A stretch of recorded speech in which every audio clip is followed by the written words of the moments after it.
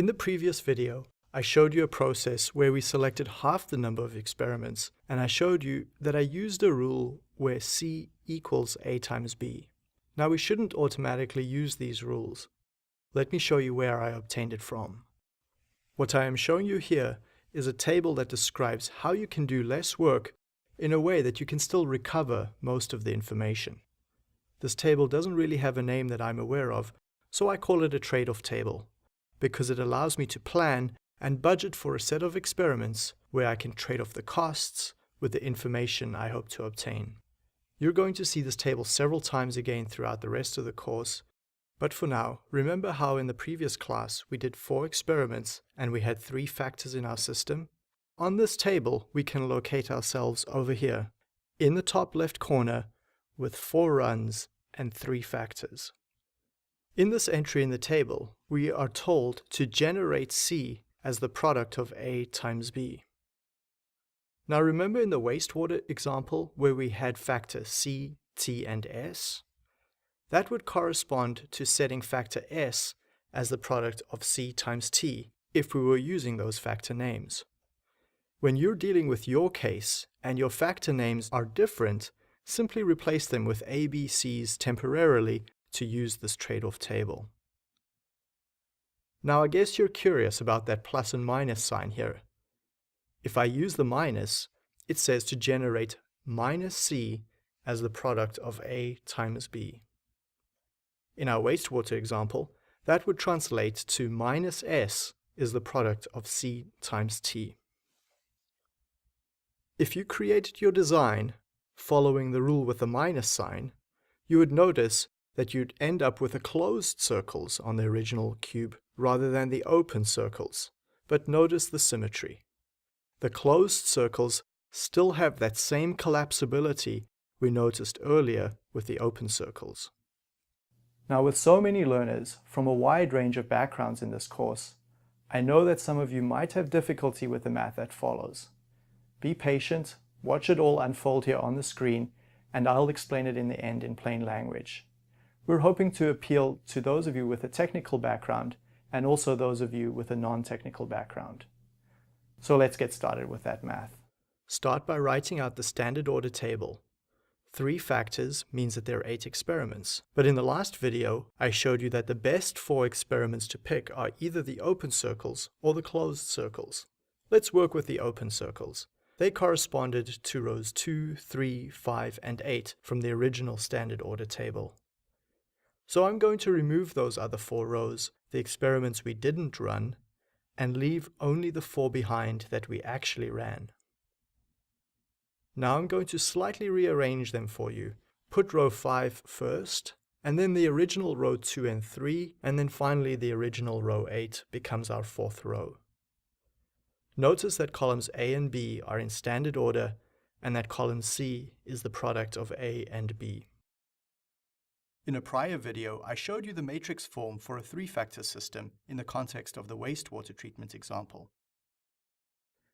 The matrix form adds extra columns for the 2-factor interactions and an extra column for the 3-factor interaction. There were 8 unknowns in that vector B.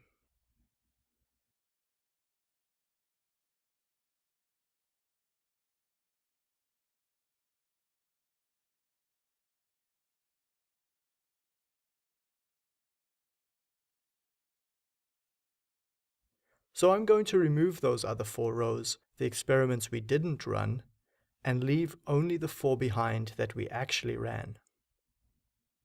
Now I'm going to slightly rearrange them for you. Put row 5 first, and then the original row 2 and 3, and then finally the original row 8 becomes our 4th row.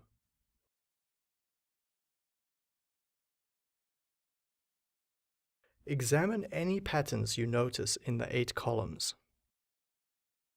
Did you pick up on the similar columns in the matrix? For example, notice that the column AB matches the column for C, and that the B column has the same recurring pattern as the AC column, minus, minus, plus, plus. The BC column matches A, and finally the ABC column matches the intercept column. What you need to take away from this explanation is that you notice the same pattern reoccurring in certain columns. What this means is we won't be able to tell those columns apart from each other. Telling columns apart is critical. In the prior full factorials, perhaps you noticed that each column was unique and independent. This helps us know the unique contribution of that factor to the outcome, the y variable. What does it mean if we cannot tell the columns apart? Let's use A and the BC columns as an example. By doing this fractional factorial, from a mathematical perspective, those two columns appear to be the same. We use the word alias to describe the situation. Now you may be familiar with the word alias as used in the English language. For example, if I asked you, who is Jorge Mario Bergoglio? You may not necessarily know, but you do know his alias, Pope Francis. We all have aliases.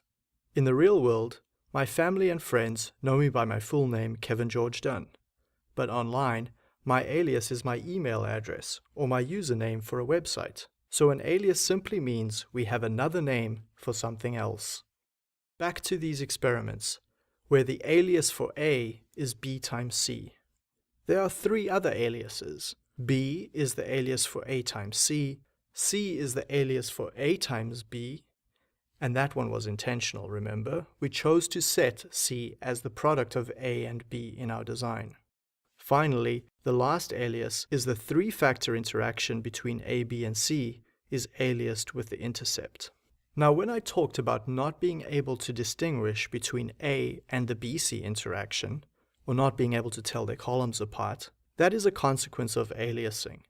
The effects of A and the effects of the BC interaction are aliased or mixed up with each other. So if there's a large effect size, it might be due to A, or it might be due to the BC two-factor interaction. We won't know until we run more experiments.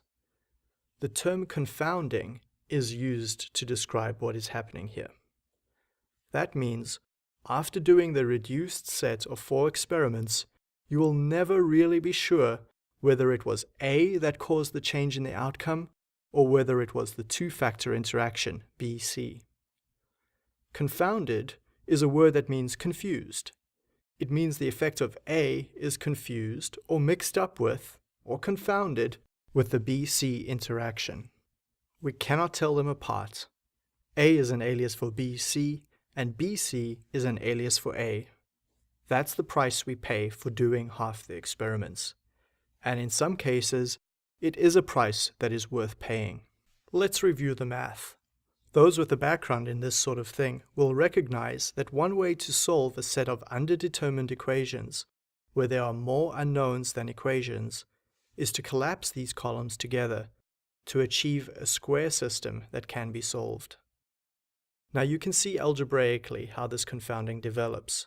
The coefficient for A in the model is a combination of the original A plus BC.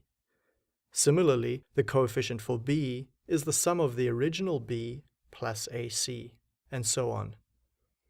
These 4 entries here are our aliases. It also explains why you see only 4 coefficients in the R software output, and NA values for the remainder of them.